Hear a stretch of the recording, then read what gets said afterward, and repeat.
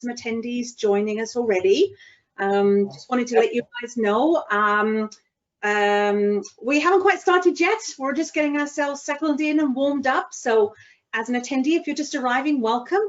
Go grab your coffee, tea, or is it 1 o'clock somewhere in Canada? I'm sure it is. I wish. I wish, exactly.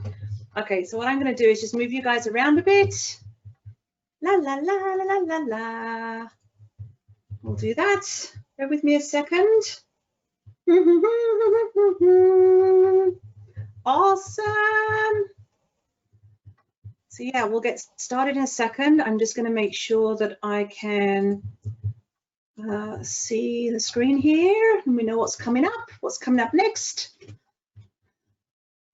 I feel like it's really dark in here. I've got a very bright window and I don't want to close it and knock out all the sunshine. So I know. It's a beautiful day today, and my husband is gone to go have lunch on a patio somewhere. Oh my gosh, I'm jealous. I'm jealous. Yeah, me too. Very jealous. Very jealous. That's kind of like, oh, he's not allowed. Tell him he's not allowed. Mind you, I realistically probably have to make the most of it, right? Because yeah, we only have a short time left for it, so yeah. I guess we might as well do it while we can. Definitely, definitely. Okay, so getting a few people join us. If you have joined us, welcome. We are going to get started in about 8 minutes. So you've just got Melissa and myself here up on the screen, just getting ourselves organized. Just waiting for our other panelists to join us and we'll get started.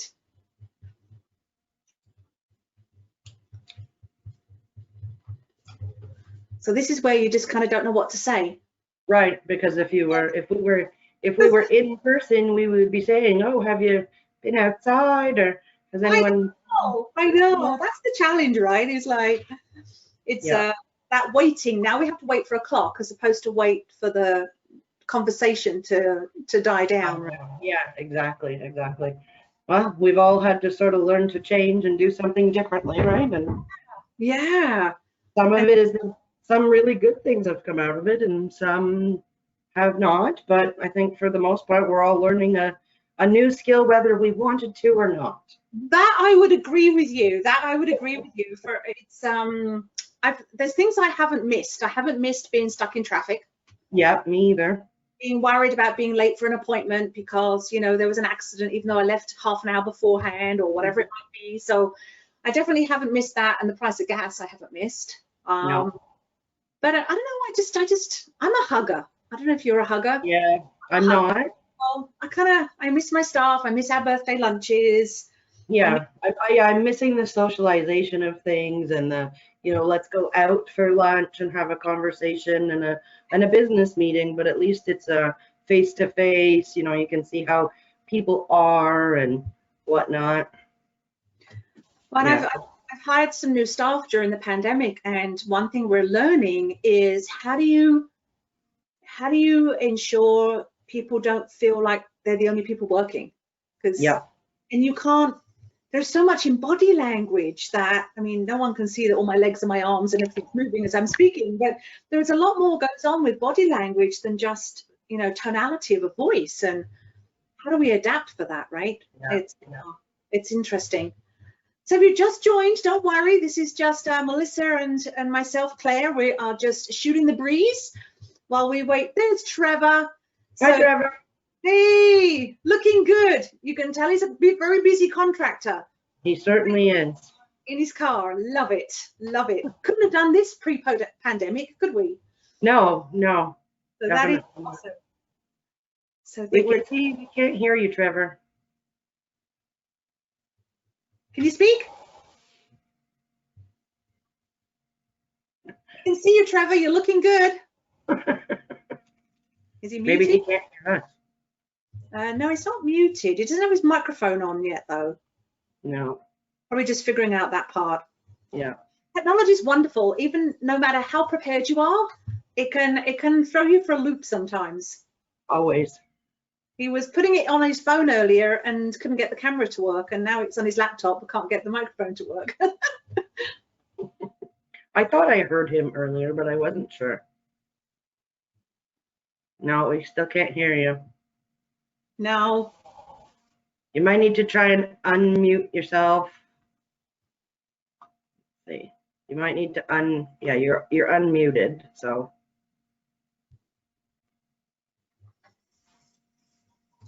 I wonder if I can. Yeah, I can't even like force the use of his microphone. I guess that's good. Trevor, if you can hear us, you could always dial in using the phone number instead of your laptop.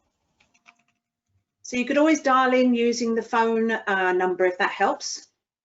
It appears he's doing that. Yay! We're also all going to learn our own variation of sign language because Paul had to do this a few times, or, you know. Big. Yeah.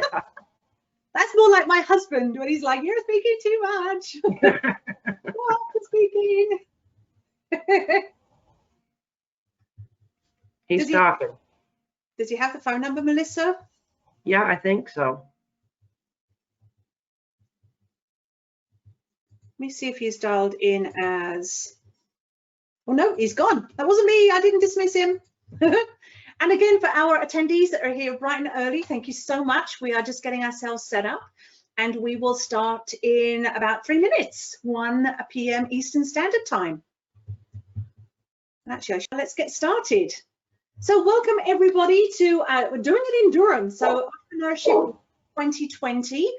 My name is Claire Drage and I will be MC. I'm actually stepping in for Gretchen Casey, who unfortunately wasn't able to be with us this afternoon. But let's get someone to, you know, get us started. And so I'd like to introduce Patrice from the BACD. And Patrice, take it from here. Thank you very much, Claire. Nice to meet you. Nice to meet everyone. Those that I can see at the moment and those who are listening, welcome. I am here on behalf of the Business Advisory Center, or BACD. We're one of the it's the initiators of this Do It in Durham event series.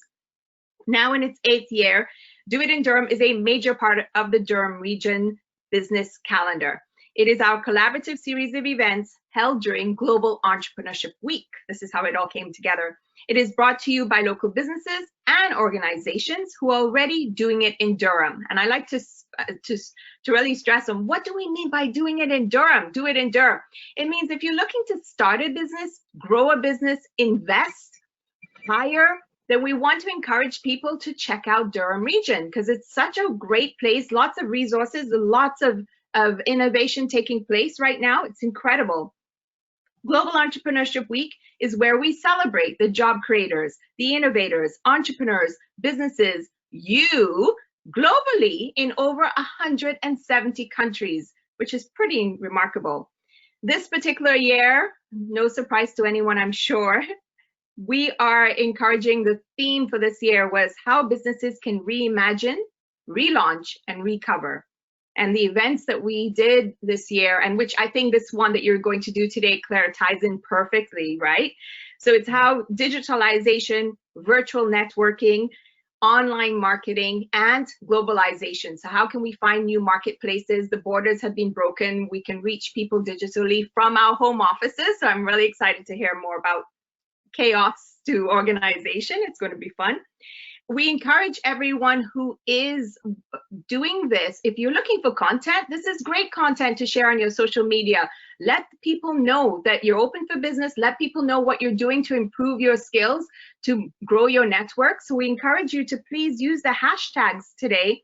Do it. So hashtag Do It in Durham 2020, hashtag GEW Canada 2020. What happens is the Global Entrepreneurship Week organizers pull those tags and we get put on the map of the world. And I remember in the first few years when we started doing this, it was incredible because Durham region people, we were next to British Columbia, Toronto, Montreal, Durham region. How incredible is that?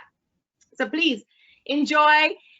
Thank you again, Claire. Excited to learn more with this webinar. We couldn't do this without the organizers. We couldn't do this without the sponsors, and we could not do this without the amazing presenters who are sharing with our attendees and really helping them learn more about what's available to them to help them get stronger and grow bigger in Durham region. Thank you so much. Thank you so much, Patrice. That's absolutely amazing. And you're so right. I think the one thing we were talking earlier as we got started about sort of what have been the good and the bad, what good can come out of, unfortunately, what's going on in the world right now. And I think that focus on local, grow higher, focus on local is such a huge, powerful thing, because there is a lot of talent. There is a huge amount of talent locally, and it always surprises me when we make that focus, how clarity is there. So thank you so much, Patrice, for joining us today. We really appreciate it. And of course, I'm here on behalf of Gretchen Casey. You will see some pictures in a few moments, and you'll tell it's definitely not Gretchen that's here. We also have Orsi's found us and joined us. Yay! Are you good with the audio, Orsi? Do I need to unmute her? Yep. Unmute you. That way you can control the muting. How about that? Hi, you there? Yes. Okay. Awesome. Fabulous. Okay. So let's get started. So as Patrice alluded to, we really wanted to spend some time today talking about how do you transform your home office from chaos to clarity. We often think that, before the pandemic, we would pretty much live where we worked. Well, for many, many people, millions of Canadians, we now actually work where we live. So how do we change that living environment? Whether you've got your teenage kids suddenly homeschooling, or yourself working from home, or your husband, or you wanted to start a business, and is chaos reigning, or is there, these sort of fake partitions being put up quickly, but nothing can actually stop, your husband or the green screens or the partitions. I think they were sold out within minutes, right? Is how do we adapt and change our homes, our lifestyle, while it providing sort of value to our own lives, and it not feeling like it's temporary, that it's just makeshift. Because for a lot of people, this is about really changing your future working and live environment, which can be hugely powerful. So I'm definitely thrilled today to be hosting this and covering obviously many things. We have some great speakers today. We have Orsi from Orsi Panos Interiors. We have Trevor from Bakerhill. You can tell Trevor's a busy contractor. It means he's good. He means it's good. There he is in his car. Thank you guys for joining us. I really appreciate this. And remember, Patrice mentioned this earlier, hashtag, share this, let the world know what Durham's doing and how these wonderful people are going to enlighten you today. So as you can see here, the presenters, Gretchen on the left. I'm definitely not Gretchen. I could probably put some glasses on and a wig and maybe. You have Orsi there in the background, and of course, we've got our wonderful Trevor in his car, mobile. Yep. Okay, so the one thing I touched on it earlier is only a fraction of employees who began working from home during COVID actually have returned full-time to their offices. And that's had ramifications for everyone, from how workplaces are changing. So here's some interesting stats. In March, 3.4 million Canadians that used to work away from their home worked in their home. And as of August, according to a labour force survey, in August, it only dropped to 2.55 million. Now, I can see that number definitely going up, and people really looking at making significant changes to their environment because they can work from home. And many, with the right environment, want to, and have that luxury of, I don't know, it's quite nice to nip down to the kitchen and make your own lunch and not have to line up or deal with traffic, or have that quality of time, So it will be interesting to see how this changes. So how on earth do we make those changes? So that's a significant number. I don't know about you, but 3/4 of the people that went to working from home are still at home. And I think those of us that are on the highways every day have definitely noticed a drop in that traffic for sure. So what do you need to do to transfer that chaos to clarity? So I don't know, working from your kitchen table, maybe a small space that you're looking to rent, an unfinished basement. The winter's coming. An unfinished basement could be pretty cold if it's your makeshift office, or where you have to hide because your children are homeschooling for that day, or whatever the scenario might be. What we're going to do today is really come at this from 3 different angles. So even I'm super excited about this, from a how do you pay for it standpoint, how do you design it, and how do you actually do it? That's definitely where Trevor and Orsi is going to come in. So Orsi, I know we didn't have a chance to sort of chat beforehand. It's so thrilling to see you here. If it's okay with you, I'm going to be your Vanna and go through your slides if that's okay. I'll do a wee introduction. And then Melissa, Trevor, Patrice, if you want to go off camera, feel free to do that. Totally up to you. But with Orsi's permission, I'm going to do a quick introduction. So Orsi, I've gone through your presentation, and I can tell why you are sought after for your concept to completion approach. She's earned a reputation for her invaluable expertise, diverse design language, and sensitive renovations, which always capture the essence of a homeowner. And that's one thing I love, is you're not pushing your style on someone else. You're helping create a homeowner's style. Her livable interiors are meticulously finished. I consider every single detail, all while adhering to abiding elements of beauty, practicality, and comfort. There's nothing worse than having that beautiful design sofa that can't bear to sit on for more than 5 minutes. So nothing in my design is ever super, I can't say that word, you know what I mean. Orsi and her team definitely spend a lot of time on the design process, and I think that rather than me go into any more of that, I'd like to hand it over to Orsi. I'll be your Vanna, and it's such a pleasure to virtually meet you today, so welcome. Very nice to meet you too, and thank you so much for having me today. Really appreciate it. And I think the topic is definitely of the moment, and unfortunately it's here to stay. We're going to be needing home office, I think, for a long time to come. And so it's definitely a hot topic to discuss today. So when you guys reached out to me to participate in this presentation, I kind of broke the home office solution, the work from home office solutions, into 3 segments. So the first segment would be how to create a home office work from home situation with small investments. So minimal investment, not a lot of upheaval to the existing home, but how can we carve out a dedicated work zone into our home?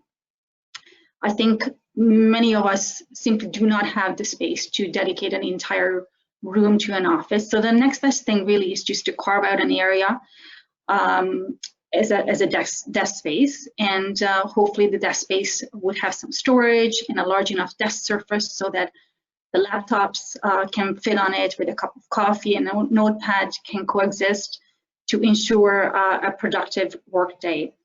And I think it's important to create this dedicated work zone, because otherwise, if we work at the kitchen countertop, we see our laptops and the piles of paperwork all the time, and then it just feels like we are working all the time and the workday never ends. So if there's an opportunity to create that dedicated work zone, then examine your home, examine your space, and see where you can squeeze it in. So in the next slides, this will be the first slide. If you can just go back to the first slide. So in this segment, I'm going to talk about how we can convert existing spaces or nooks into work zones. So in this slide, this is from a project that we did in Midtown Toronto. It's a custom desk cabinet that is created for the end of a wall. The cabinet actually backs onto a powder room.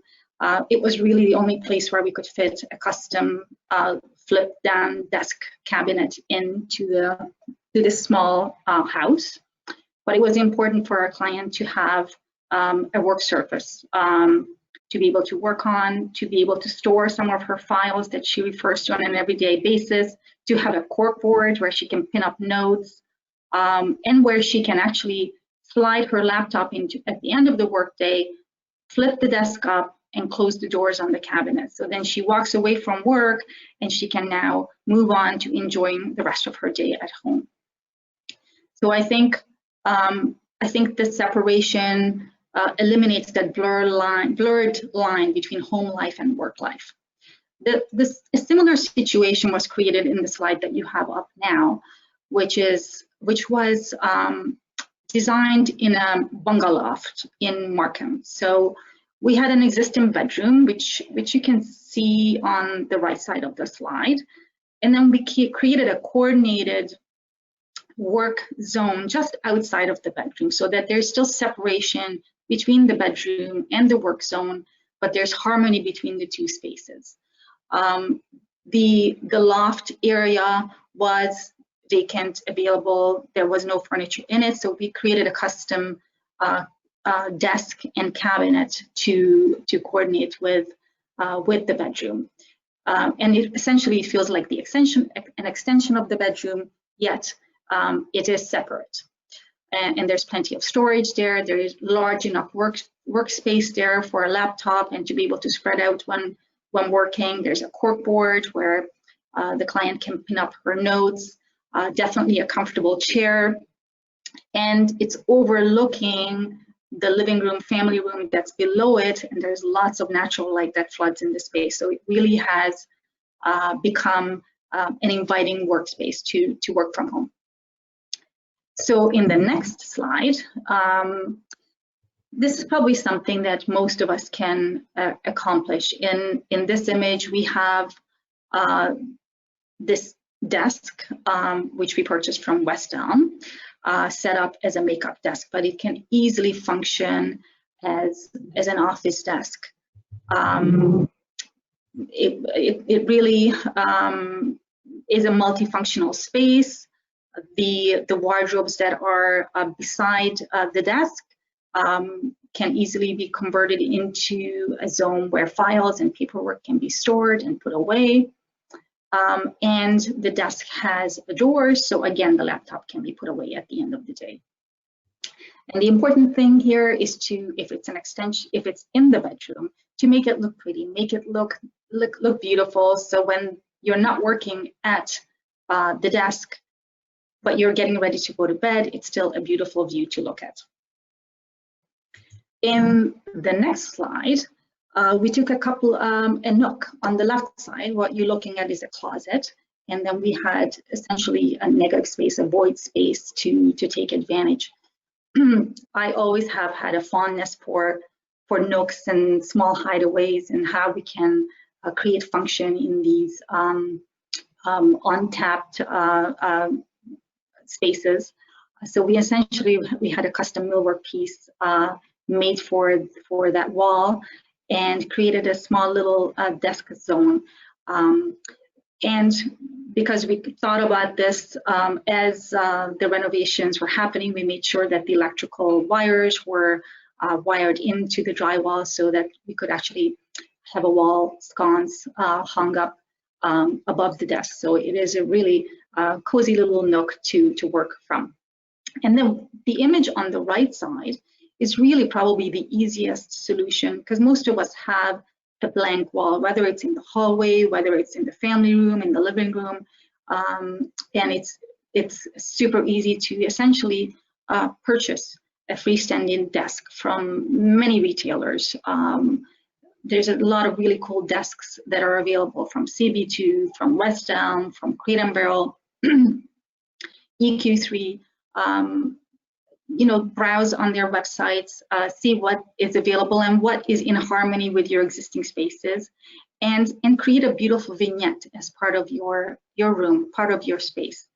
I think, again, important to have a little bit of storage in the desk to make sure that you can put your work away, and also to finish the vignette as well. So don't just put a desk on a wall, but make sure that it has lighting, make sure that you accessorize it with a beautiful vase, put some beautiful books out there, and hang some artwork above it. So when you're working, it's an appealing view to look at, and also when you're not working and you put your laptop away, it really does become more like a console table or a hallway table idea and doesn't look as desky, if that's a word. I just made that word up.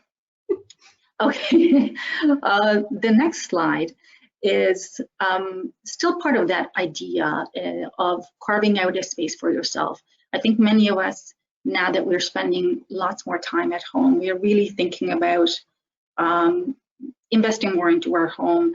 Many of us contemplating about kitchen renovations, and if you happen to be doing that, I think one of the hot trends due to the need of these work from home demands is to put the chef desk back in. Many of us had them and took them out because we didn't use them, but I think there's a resurgence of that need right now. So maybe try and incorporate a chef's desk into the island or at the end of the cabinetry, as we did it in this project on the beaches. And again, storage, files, make sure that there is lighting, whether it's in front of a window or to install artificial lighting, as we did here with the Wascons. We'd finish up the vignette, accessorize it. And even though it's part of the main floor, there's still that dedicated zone to work from when you're working from home. So these were the solutions that we have come up with and we have implemented in clients' homes. And then the next step would be to essentially take an empty bedroom or a dedicated office space and turn it into a work from home room, a dedicated home office space. So the benefit of a separate room is obviously the privacy factor, that one can easily close the office's door for Zoom calls, as well as when 5 o'clock hits, you can shut the door on work and really start focusing on family life. And this is where the great part of working from home is that you can really decide how you want your office to look and feel. You don't have to go with the corporate brand. It doesn't have to feel austere. It can be as warm and as fun and as personal as you want it to be. So these images give us a tour of this beautiful office space.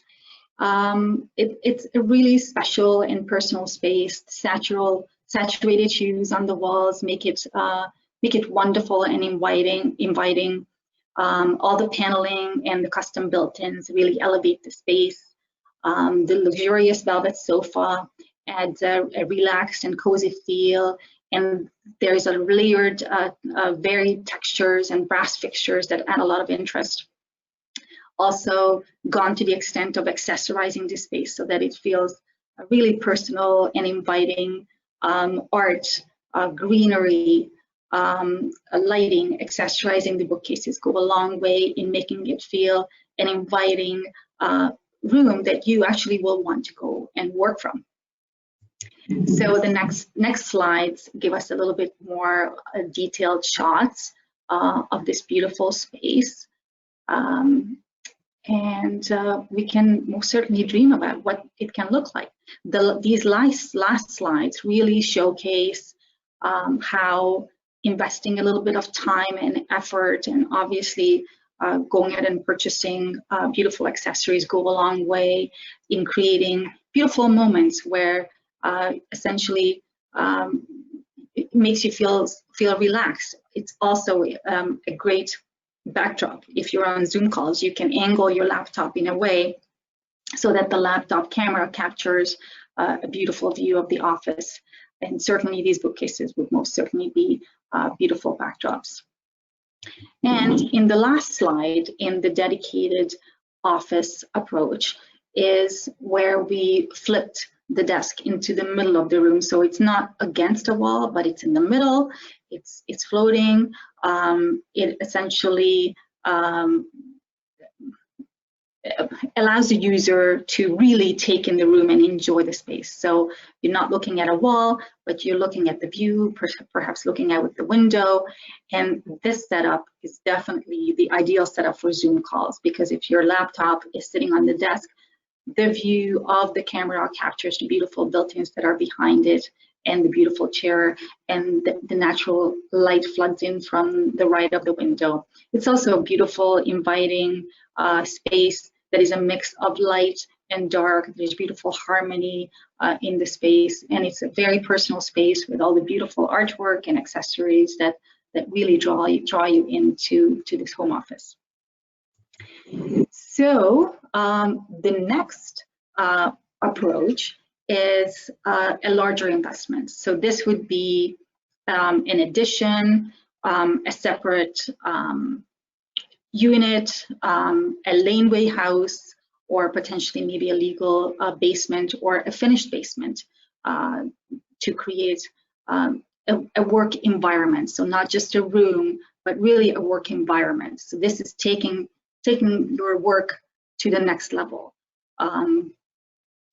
So, okay, let me just see here. Okay, so I think many of us have really, many of us have maybe walked away from our office leases, or have really just considered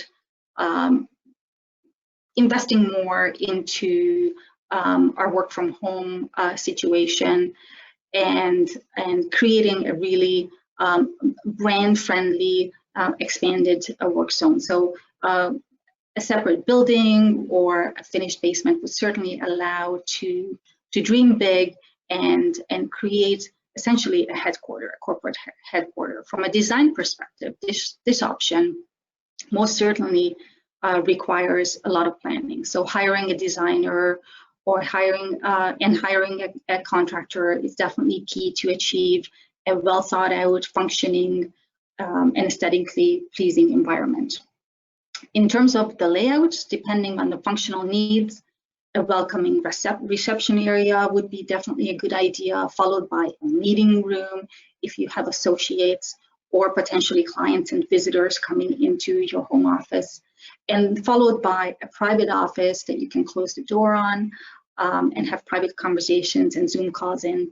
A kitchenette and a bathroom would be great additions to finish up this corporate office space. And this layout would definitely allow for comfortable client meetings, private work zones, and it creates a true separation from home life without having to do daily commute. Imagine something like the ultra cool Google headquarters, but in your very own basement or addition or laneway house. So for a project of this scale, we would probably want to be a part of the process from the beginning, where we would explore and think of every aspect of the renovation or the build project. We would consider what is the best layout, how can we capture as much natural light as possible, does soundproofing a requirement? Should there be soundproofing incorporated? Heating, air conditioning is something that we would consider. Is layered lighting something that we should incorporate? What about technology? What is the space going to feel and look like? What kind of custom tailored solutions can we incorporate? I think we would want to get to know your brand and your company and really tailor to your needs, and also think about your branding look and feel, and coordinate that to create harmony between the brand and the space. As part of our process, we plan the finishes, the fixtures, the furniture, right down to the accessories, so that the project of this scale has a desirable end result for sure. We collaborate with our clients to get a space that meets their functional needs while creating an environment that has that right look and feel. But as you know, planning is only part of the process. The big piece of the puzzle in a large-scale project is really the execution. So, and this is where Trevor, whom we work with very closely from Bakerhill Construction, would come in play. We work very closely with him and the clients on large-scale projects like this to make sure that a project like this comes out just right. Trevor, I hand it over to you. That's amazing, Orsi. I think it's redefining what we think an office should look like, right? And it doesn't have to be that L-shaped big corporate desk with lots of papers overflowing, right? I love the way that you're finding those nooks and crannies and finding ways within a budget to really make your home an office, but still a home. Mm-hmm. You know, where you spend now 24 hours of your day and not just, 8, 10 or 12. And I remember those chef tables, those chef desks. I didn't know they were called that, but I remember those. So they're coming back, which is awesome. Orsi, I have a quick question for you, and I know we'll have time for questions at the end. What's the kind of the next step? Someone sort of calls you up and you have a consultation and sort of go from there? Is that the next step someone would take if they're interested in finding out more? Absolutely, yes. So the first step would be to reach out, drop us a line. We will definitely get in touch with you, usually the same day or the next day.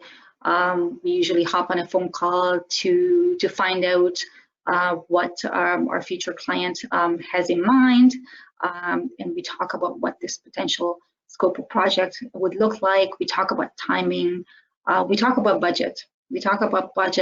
Because I think having that realistic expectation set from the beginning is important. And we talk about process. How is this project going to flow? So the first step is meeting in person. We want to meet the client to make sure that we are the right fit. We want to get to know them. We ask lots of questions to really get to know what they're after. And then after we decide to work together, we get designing. We start planning.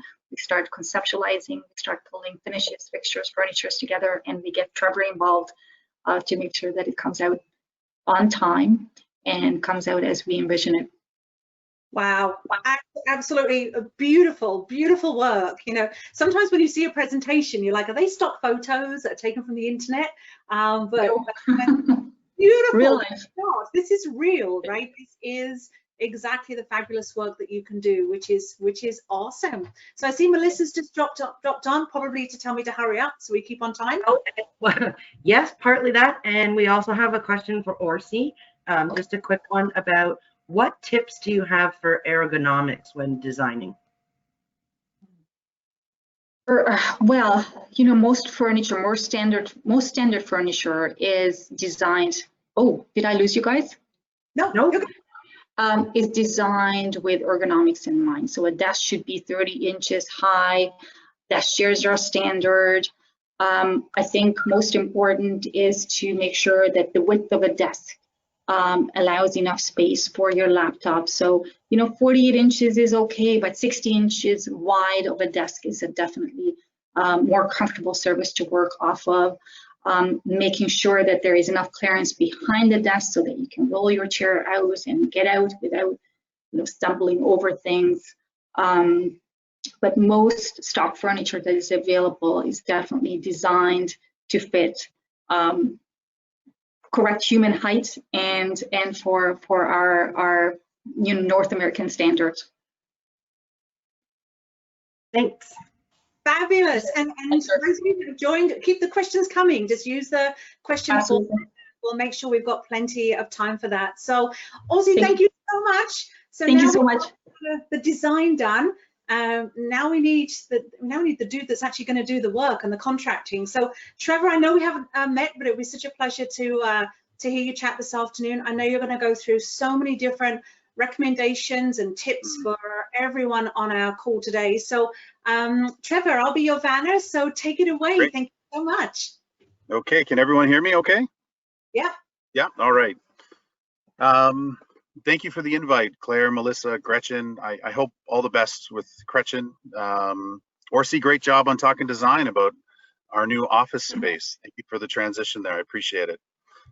Whether you're renovating an office space, an existing space, or you're tired of looking at your kitchen during COVID, or you need your bathroom updated, if you're a homeowner, you're going to need a contractor eventually, a skilled trade eventually. And after meeting with literally hundreds of people over the years, I've come up with some tips that will help you navigate towards the right people to work with. And it's a bit, the title is 5 Tips on Helping You Not Get Burned on Your Next Renovation. Burned is a bit negative, but when your reno becomes a TV show, that's what it feels like. It feels like you've been burned, and that's the last thing you want. So I'm going to share with you some inside tips, some insider stuff from a contractor's perspective. So without further ado, your primary defense against getting burned or having problems really is just finding the right contractor. And this is not a plug for myself or anything. There's many great contractors out there that you can find. And once you find the right contractor, a lot of the pitfalls that you hear about, people running away with your money, or Mike Holmes coming in and finding a bunch of mold in your walls, or all these or this thing's just taking too long. All these problems that people typically experience, when you have the right contractor, you can navigate them a lot more easily. So first line of defense, just find the right contractor.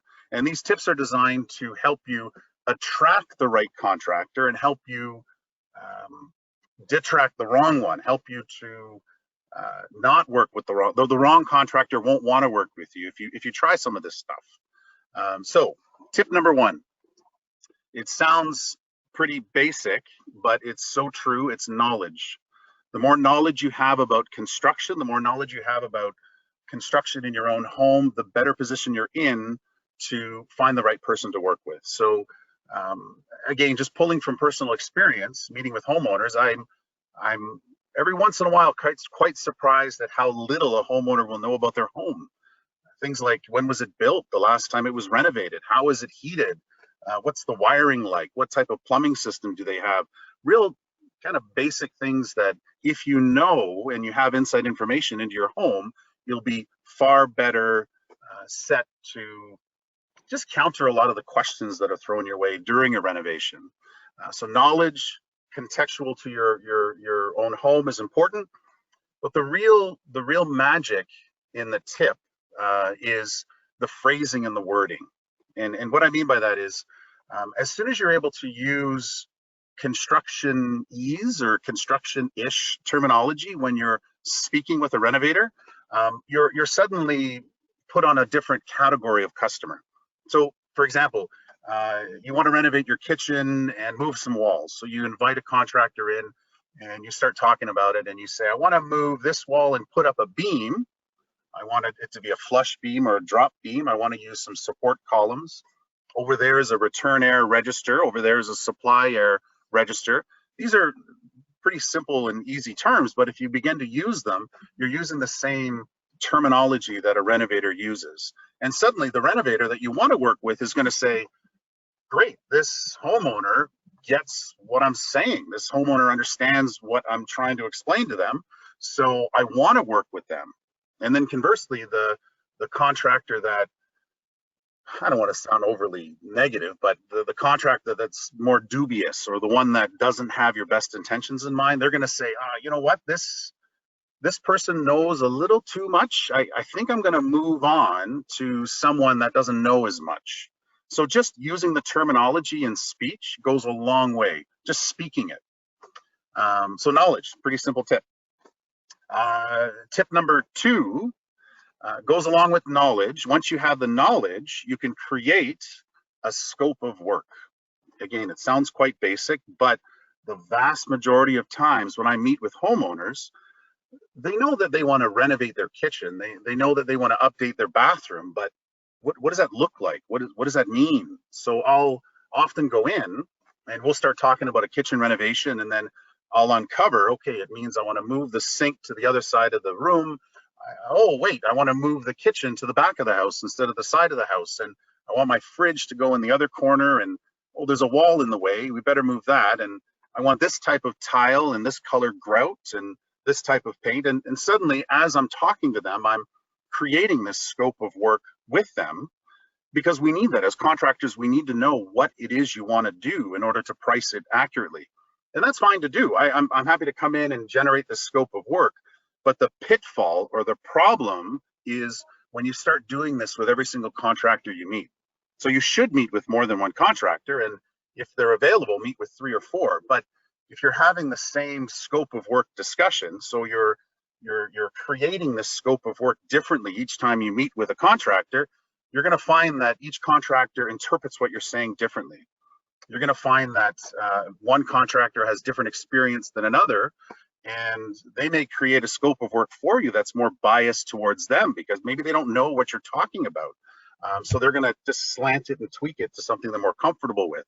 Or again, if they're more underhanded, I don't want to get overly negative, but if they're not out for your best intentions, they're going to slant the scope of work in a way that is favorable to them. Because the more gray area, the more vagueness you have in your scope of work, the more problematic it can be. You'll hear about the extras that creep up at the end of a project because something wasn't clarified. Who's supplying the tiles? Are we supplying it? Who is? Where does the toilet come from? All these little small details creep up at the end to cause problems. So you want to create and use a detailed scope of work. Now, in addition to that, if you can create a set of drawings, you are well ahead of everybody. So you have a detailed scope of work, a list of all the stuff you want done in each room, as detailed as possible, literally down to the color of paint that you want, the sheen of paint. And if you accompany that with a set of drawings that show this is where the kitchen is now, this is where the kitchen will be, this is where the bathroom is now, this is where the bathroom will be, you've got a powerful base working point to start from with everybody. So suddenly you have this scope of work with drawings that you can hand out to every single contractor that comes through your door, and every contractor knows exactly what they're doing and what they're not doing. Scope of work and drawings, it's so critical, and so many people don't do it. Don't let the contractor create your scope of work for you. What I think I know what you're thinking right now. You're saying, Trevor, I'm at home, but I got other better things to do than figure out how my house works and develop its own scope of work. I don't want to do that work. I don't want to put the time in. I've got kids, I've got a job, I've got webinars to do, I've got Zoom meetings to go to. I just don't have the time, and that's okay, that's life. So your first step before you meet with anybody, don't meet with a contractor. Your first step is to engage with a construction consultant, or even better, a designer. Orsi does this incredibly. Invite her to your home. You'll go through what you want to do with the home. She'll unpack it for you. She'll ask all the questions about what you want to use the space for, what the colors may be here and there, what walls will be used, what the budget questions are. She'll extract all that information, create a package and a drawing set for you, and suddenly you're well equipped to meet with any contractor because you have this package. So it's a worthwhile investment at the beginning of the project. Don't just start meeting with contractors. It'll set the stage for frustration down the road. So scope of work, I'm getting really long in the tooth here. I'm going to skip along to step number 3. Step number 3 is understanding your audience. And what I mean by that is, who are these people you're inviting to your home? You've learned about construction, or you've hired Orsi to learn about construction, or you've generated this great design and drawing package, and now you're ready to meet with people. So who are these people that are coming into your home? They're gruff, they're construction people. Who are they? Where do they come from? To explain it a bit better, I'll parallel it a bit with probably who you are. If you're a homeowner looking for work to be done, chances are you're a professional. You're a real estate agent, a mortgage broker, perhaps you're an accountant, a lawyer, a doctor. You're a professional. And as the years have gone by, you've hung out with fellow professionals. You've created this social circle of people that you can relate to, people that share the same experiences. That's who you've socialized with. That's who you hang out with. There's always exceptions to the rule, so people that can hang out with different people. I'm more so making a general statement of chances are who you hang out with. And the exact same thing is true for the other side of the spectrum. On the working class, the skilled tradesmen, the blue collar world, they hang out with people that they can relate to. Very rarely are you going to find a plumber hanging out with a lawyer? It just doesn't happen. It doesn't work that way. So skilled tradesmen hang out with skilled tradesmen. They tell stories amongst themselves. They get to know each other. Their kids hang out together, and they literally create their own little culture, as do professionals. You each have your own social culture and ways of interacting with people. And you never really bump into one another. You never have to interact with one another, these two groups, except for when you renovate. And suddenly you're renovating, and these two groups of people have to work together. You have no choice. You need one another. And I can tell you from many experiences that it can be like oil and water. There are misunderstandings. There are expectations that aren't met. It can be a frustrating experience. So the real meat of the tip is, without getting too deep into the psychology of it all, it's just understanding who the people are that are coming to your home. They come from a different place. Their expectations are different.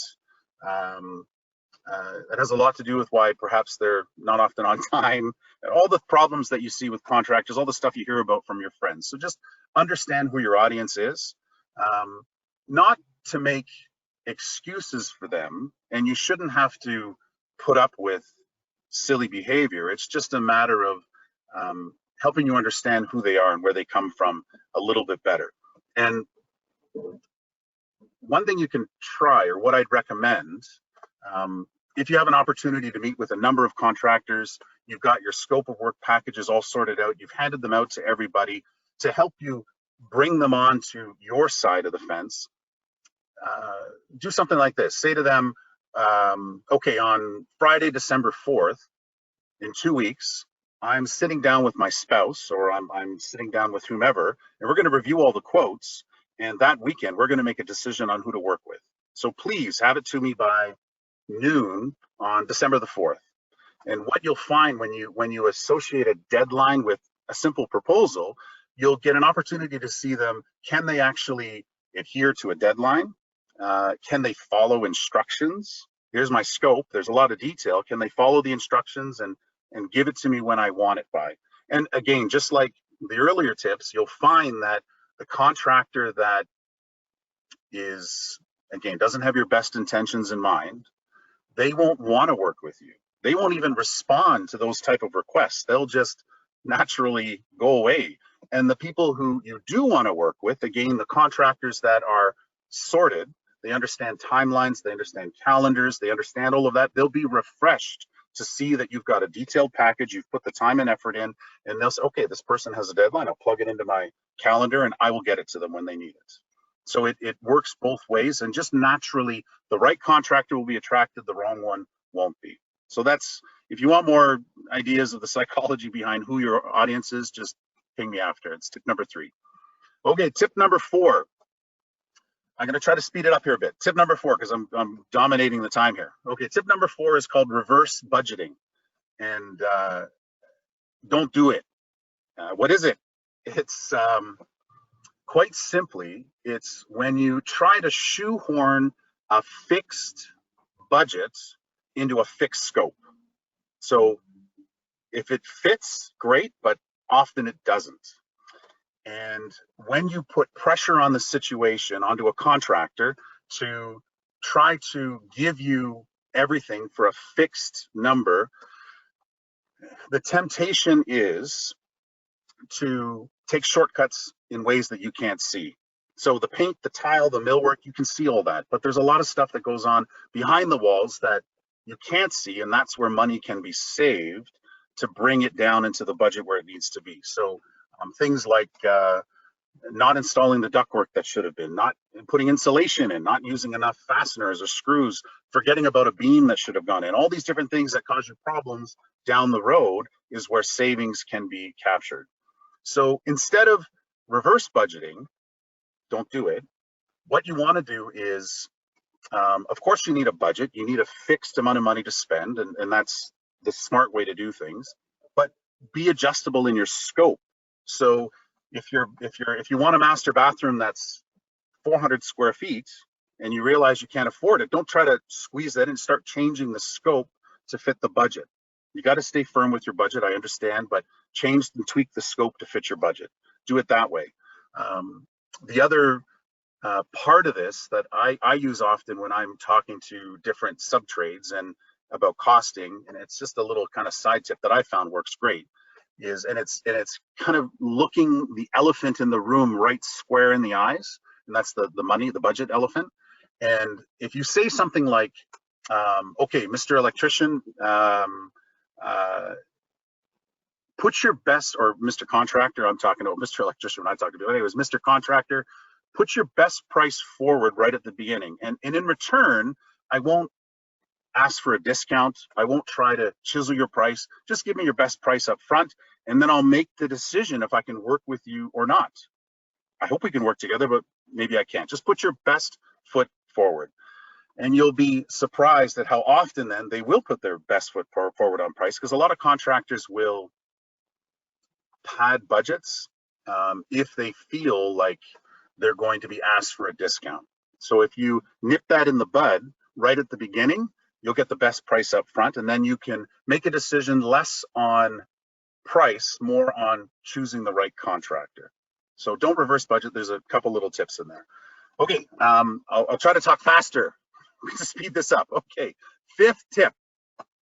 Okay, what have you done so far? You've acquired the knowledge, you've generated a scope of work, you understand who your audience is, you didn't reverse budget, you awarded the work, you're ready to go. The 5th tip is stay engaged. People are starting to come to your home. They're starting to work on your home. Stay engaged in the process. Keep your eyes open, especially initially at the beginning, for who these people are. And what you're looking for is how familiar is one another with one another. So familiarity. There's so much overlap from trade to trade. Everybody should know everybody else. The demo crew is there on site when the framer's on site. The framer needs to know what the plumber's going to do. The plumber needs to know what the HVAC technician is going to, where they're going to run their pipes and their line sets and all that sort of. Everybody should know one another. And it should be to a point of community. You should be able to see camaraderie. You should be able to see cooperation, care. You want to see one trade look out for another. And when you do, when they care about one another and they care about what they're doing, they're going to care about your home. They're going to care about their project. So you want to see that. If you don't, what does it mean? So if you don't see camaraderie, if you don't see that cooperation, it could mean a number of things, usually nothing good. So perhaps it means that the general contractor you've hired, they're new at this and they just don't have a team yet, and they got to hire new trades. And when the trades are new on a site, they don't know anybody. They work in silos. They work on their own stuff, and they're not concerned about anyone else. They're not concerned necessarily about you as much as they should be. They're certainly not concerned about the next trade that comes after them. They work in their own silo. Or perhaps the GC is too busy and they've grown too fast and they don't have their regular team available. And you've got tier 2 or tier 3 trades working on your site that don't really work with one another.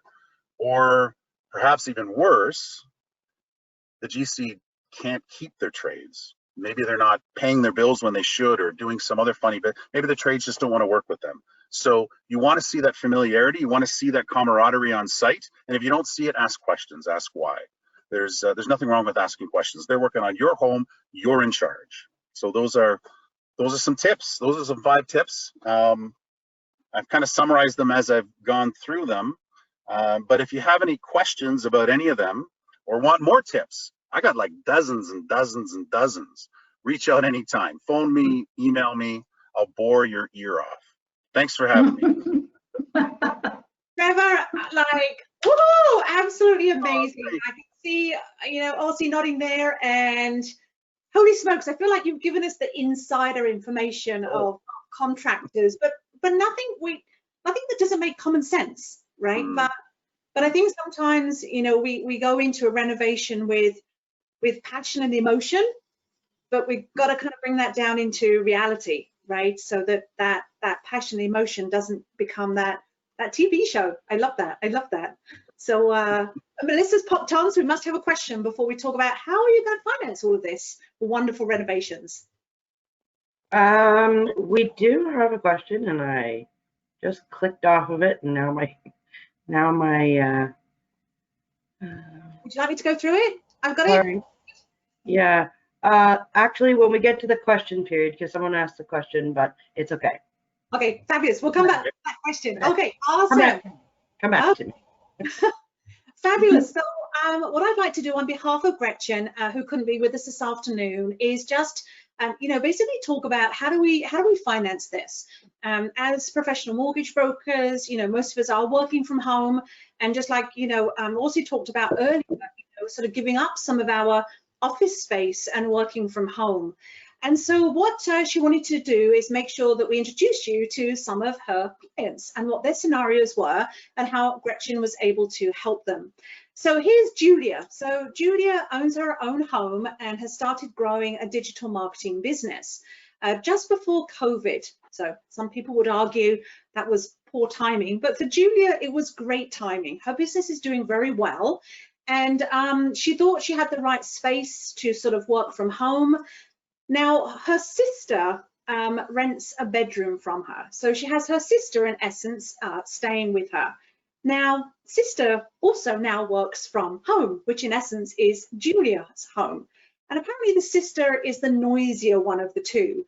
So them trying to, Julia trying to have a customer call where her sister's in the next room talking loud and bashing things around and all sorts. Her concentration and her focus isn't there. And she really truly feels it's impacting her creativeness. And I think whether it's design, digital, you've got to kind of be in that right space to create the right space. So obviously she wants to be a professional. She wants to gain the trust of all of her clients. And she basically didn't know how to solve this problem. So she needs a more functional space, and she needs her sister where as possible or close by, but in a more soundproofing type of space. So when she came to Gretchen, she explained the situation and she needed some guidance on what could she possibly do. She knew she needed a plan and obviously to take action. So Julia knew that obviously Gretchen had experience, and being a homeowner, equity is built up into her home. But I don't know if you recall earlier, she's newly self-employed. So when you are newly self-employed, and I'm sure our entrepreneurs on the screen right now will relate, banks like to give you money when you don't need it. And when you're starting a new business, when you're wanting to do some renovations, it's not always easy. Well, one of the benefits of working with a mortgage broker is we have access to lots of lenders and products specifically designed to help the newly self-employed. Julia, fortunately, was able to proceed. We were able to give her a line of credit for $25,000 and really gave her the freedom to provide those options. Still don't know if sister's still living with her. Maybe Gretchen will fill us in on the next one, but was able to really adapt her space and make it more appealing. So even if you're self-employed, if you have equity in your home, and you're in a sustainable business, there are so many different financing options. So let's look at Emily and Justin and their big family. So kids at home, dad works from home since COVID, and mum helps kids with school, and she also has her own small business. I don't know if I really need to create a picture of what this household could look like, with kids running around, kids arguing because the little one's bugging the elder one who's trying to do a course or trying to do their online learning. Dad's trying to concentrate, and I think that we can all relate, male or female, there is sometimes naturally a more dominant business owner in a household. So, if mum's got the part-time job, that typically, unfortunately, will sometimes take second best. The priority's got to usually be the major homeowner.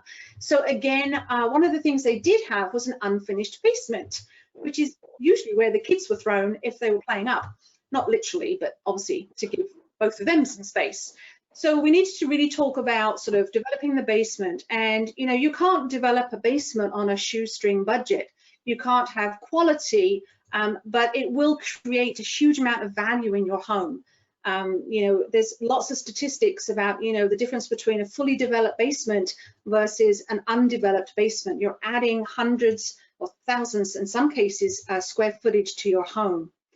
So they have equity, they needed a plan, and they were just stressed out versus, you know, really looking at what their options were. So no designated workspace, no plan, stressed. How many people can relate to this at least once during the last 6 or 7 months? So what we did in their case, what Gretchen focused on was really maximizing the equity in their property.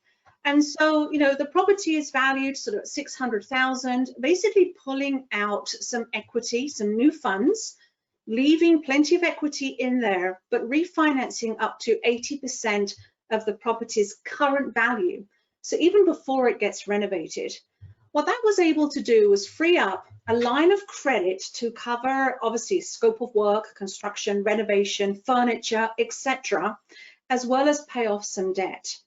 Now, the reason why Gretchen structured it with a part mortgage and a part line of credit was once it was actually finalized, if it costs 120, you're only paying for what you're actually using at once.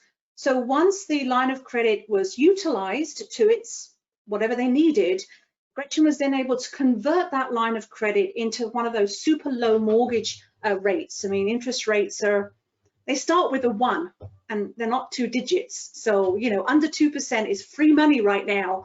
And I'm sure there's many people on this event today who can relate to the double-digit interest rates. So, so obviously what they have got right now is not only a fully developed basement that meets all their needs, it's got a built-in office with soundproofing. I mean, and that's something, you know, both of our guests here today have talked about, is really making sure the use of the space is conducive to the construction style, etc. And really makes me think of Trevor when he talked about those shortcuts. And if the shortcut is insulation, it's probably not good, right? Probably not good. So the benefit with Emily and Justin was, of course, you know, working within their budget and also realizing some people might think, well, 140,000, you know, extra mortgage, that's a lot. But I think we've also got to look at our overall budgets. And in this case, you know, there was less being spent on gas. You know, I mean, think vehicle insurance, if you're called up your insurance provider and told them how much in mileage you're actually doing now because you work from home, I'll guarantee you your premium's dropping. You know, dining out, I mean, now we only need to buy tops. You know, we don't need to necessarily buy suits anymore. You're upwards. So, you know, having to stay in fashion all the time can just be a change of jewelry or a new tie. I don't know. And still be in your sweatpants. I have pants on, I promise you. I do have pants on today. But, you know, other expenses have dropped during COVID. And so, you know, putting in that extra, you know, few $100s a month in an additional mortgage payment is not only going to increase their net worth with the value of the property, but really sanity. I mean, let's face it, sometimes building the right space is getting sanity and having a really good, you know, live-work environment. So Lindsay and Jim, we'll wrap up with Lindsay and Jim. They're an older couple. They don't have the funds they wanted for their retirement in 5 years. But in the meantime, they wanted a space for their insurance business. They have a good insurance business and they're no longer renting a space, you know, in town due to COVID. But they kind of wanted some privacy. They wanted to make sure that when clients came to their home that, you know, is that weird? Will clients feel less about me as a business owner, treat me less seriously because they're coming to my home? How do I sort of, you know, convert my space into something that makes me feel and look professional and provide that security to clients? So this one's a really exciting one, and I know it's Gretchen's clients, but I love this one. So they needed a new workspace, they wanted future cash flow, and they needed a plan and a proper team. So in this one, actually doing a complete addition and, you know, really sort of adding basically an additional unit. So, you know, building a duplex that's going to offer additional revenue, as well as, you know, their designer, their contractor, ensuring that their budget and their plan is covered appropriately. And again, accessing the equity in their home. And the cool thing with when you're accessing equity in your home, some people will often talk about, well, what if I don't have it now? You know, what I only bought my home 6 months ago.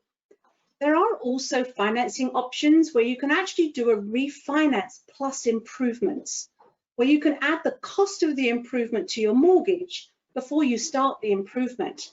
It will definitely take a lot longer to discuss, but it's something that Gretchen would be more than happy to discuss with anyone that would be interested.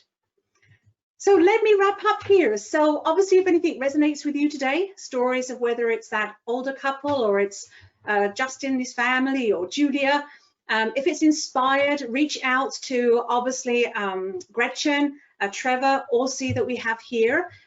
Let's chat, start the discussion, review all of your options, and then it's pretty much up to you. So what I'd like to do at this point is just bring up this one slide with our fantastic presenters here today. I'd obviously like to personally thank you on behalf of Gretchen for all of your help and support, and it's been so awesome to get to know you guys better. And I'm already thinking I kind of need to change some things in my space, which is, especially when you talked about facing a window, I'm actually facing my cupboard. I put my stand-up desk in the cupboard in a spare bedroom. So also I have a feeling we'll be doing some work together. So so I know we ran over by a few minutes. Melissa, do we have any questions? We had, oh, can you hear me? Did I unmute myself? Yes, okay, good. We had one question that was for Orsi around budgeting for her services, what the typical budget may or could possibly look like. So if you want to check that out, Orsi. Sure. I think there's a range. There's a range for all three scenarios that we talked about. I mean, I think a vignette can be accomplished, you know, for maybe a couple of thousands of dollars, including the desk and the chair and some artwork. Furnishing and designing a room can be anywhere from $10,000 to all the way to $30,000, depending on how much you would like to invest in how luxurious and how layered and how wonderful you want the space to be. And in terms of an addition and potentially refinishing the basement, Trevor, you can probably speak to that more than I can. Sure. What would be like a square footage rate for that? Well, if you've got an existing basement space and you want to simply finish it, say without a bathroom, there's an economy of scale that kicks in based on size. So, and every situation is different, but anywhere from $40 to $50 a square foot. If you want to get into plumbing fixtures and bathrooms and kitchens and what have you, then of course you get into the $60, $70, $80 a square foot for a basement. The smaller the basement, the more cost per square foot there is, and obviously the larger the basement, the opposite is true. So that's what I mean by an economy of scale. Same thing goes for an addition. The smaller the addition, the more costly it is per square foot. But the larger it is, and if you have a full foundation or not versus crawl space versus piers, all those factors come into play. But additions can range from anywhere like a simple unheated sunroom from 100 to 150 to all the way up to $300-400 a square foot. But you really have to, that's all tempered by permits and zoning and things like that. So it's a question very specific for the homeowner. So yes. Tough one to answer, right? It's like, how long is a piece of string? Well, it depends where you cut the piece of string. Right? But I think, is it fair to say with both of you, it just starts with a discussion, a phone call, right? You know, there's no sort of commitment. Let's just start with a discussion and see if it's a good fit, right? Absolutely. And I think that, and I think sometimes one thing, what's the word? I've used design services in the past, and before I did, I kind of thought, well, I'm not posh enough for a designer. I'm not rich enough for a designer. You know, is it something I should use? And what I found was, once I sort of bit the bullet, I don't mean financially, because it's not horrendously expensive when you think about what you actually get, and things like the unique products you guys have access to, the unique designs that, you know, there's your trade costs and things like that are part of that process. That sometimes it's better to get a designer up front to help with that scope of work than, like Trevor said, it costs you way more because someone has to come in and fix it, or it's not working, you end up selling, and then it costs you way more to sell a home and move than it does to list it or renovate it, or whatever that program is. Yes, list it. Yeah. I totally agree with you. I think working with a professional designer and a renovator for sure saves you money on the long run. Another thing that I have been dealing with in the last few months is people are reaching out to me because they cannot get access to contractors and tradespeople and mill workers. I can, because they are happy to work with me, and we get preferential treatment by many of our vendors. But I do know that a lot of people are struggling to work with good people out there because everybody is just insanely busy. Mm-hmm. Insanely busy. So to work with a professional, we'll hook you up with good tradespeople and good contractors, and to make sure that the project comes out right. That's a very good, just to echo over time, but to Orsi's point, from the insider's perspective, from my perspective, if Orsi calls me, number one, I always answer her phone. Yes, you do. Because if she says that we got to go see this client on this day and let's go do a budget exercise, I'm there. Because of course the homeowner is very important, but when you couple that with Orsi's involvement, you have two people to keep very happy, and it creates an added layer of accountability, if you will. So to Orsi's point, she has access to high quality people because these are people that want to continue to work with her. So there's value, there's an underlying value there working with someone like Orsi, a designer. And then to couple that, one thing that I've realized with our team, that when we have quality drawings and design to work with, and we don't have to manage the paint selection or the tile selection or the millwork design, when we can simply focus on the fulfillment side of a renovation, it actually costs less to renovate. And that's seen in a lot of our pricing as a tangible discount that I pass on to the customer because you've engaged with someone like Orsi. So there's some nuances there that are really important to pay attention to. Good point. Yes, absolutely spot on. It's I think something my mother taught me: if you pay peanuts, you get monkeys. Like, so do you want monkeys doing your renos, or do you want to hire people that are busy? It means they're good. It means they're good. Okay, Melissa, do we have any more questions before we wrap up? We ran over, but it's been so informative. It's been awesome to get to know you guys today. And obviously, Gretchen sends all her best to you and looks forward to reconnecting with you guys in the future. Thank you so much for having us. Thank you guys so much, and thank you everyone for attending. I know on behalf of the Mortgages by Gretchen team, Gretchen is so happy that we were able to present this, and if you know someone who's looking for anything, please feel free to reach out to us. We are more than happy to just have a chat. Awesome. Thanks, everyone. Thank you. See you later. Have a wonderful weekend. And you. Thank you for the opportunity. Take care. Thank you. Bye.